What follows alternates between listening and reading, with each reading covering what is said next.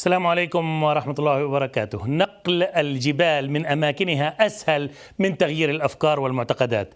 أنت تعتبر كل ما نشأت عليه منذ الصغر أمرا ثابتا لا يتزحزح، وعقيدة راسخة لا تتبدل، ونفسك لا تقبل في شأنها النقد أو المراجعة أو التصويب. هذه كانت الصخرة التي وقفت دوما حجر عثرة في وجه دعوة الأنبياء والمصلحين في كل زمان ومكان.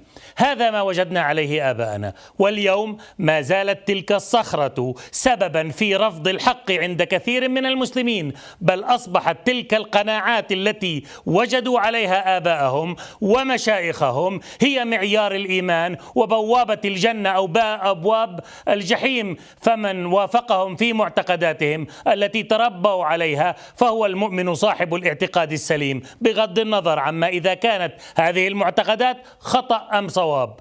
ومن خالفهم ولو بالدليل والحجة والبرهان فهو كافر ضال مارق.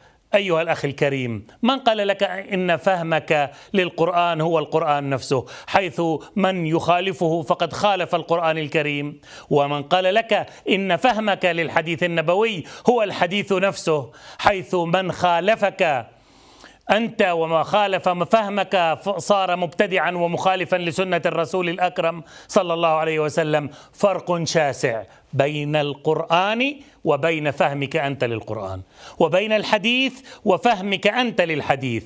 هل لديك صك من الله بامتلاك الفهم الصحيح حصريا للقرآن والسنة، أم معك تفويض إلهي للحديث باسم الله وباسم رسوله الكريم صلى الله عليه وسلم؟ قل لي من أنت حتى توزع على مخالفيك صكوك التكفير والضلال. والله تعالى يقول: هو أعلم بمن ضل عن سبيله وهو أعلم بمن اهتدى.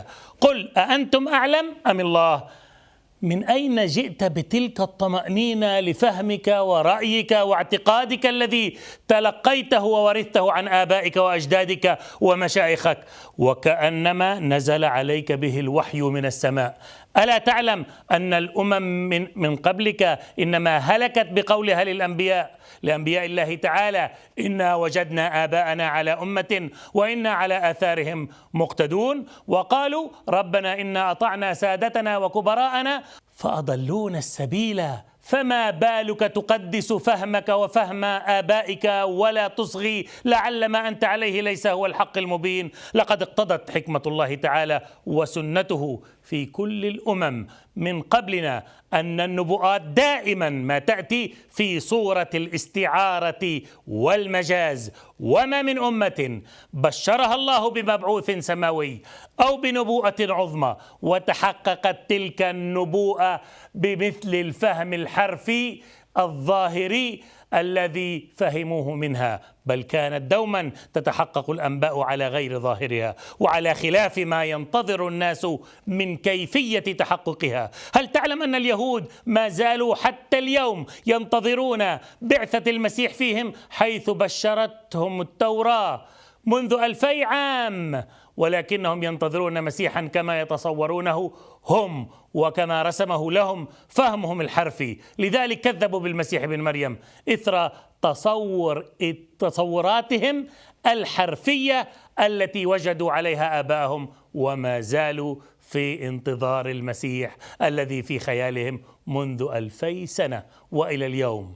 حذرنا رسول الله صلى الله عليه وسلم قائلا: ليأتين على أمتي ما أتى على بني إسرائيل حذو النعل بالنعل. وقال صلى الله عليه وسلم: لتتبعن سنن الذين من قبلكم شبرا بشبر وذراعا بذراع، حيث يعتقد المسلمون اليوم أن عيسى عليه السلام قد رفع بجسده إلى السماء وأنه سوف ينزل بنفسه من السماء. يكرر المسلمون الخطأ نفسه الذي وقع فيه اليهود، بينما المسيح قد مات كسائر الأنبياء، ونزوله هو بعثة شخص من أمة الحبيب محمد صلى الله عليه وسلم، من أبناء فارس، يتناول الإيمان من الثريا ليعيده إلى الأرض. فهل ستظل الأمة 2000 عام سائرون على خطى اليهود غارقين في عبادة التصورات؟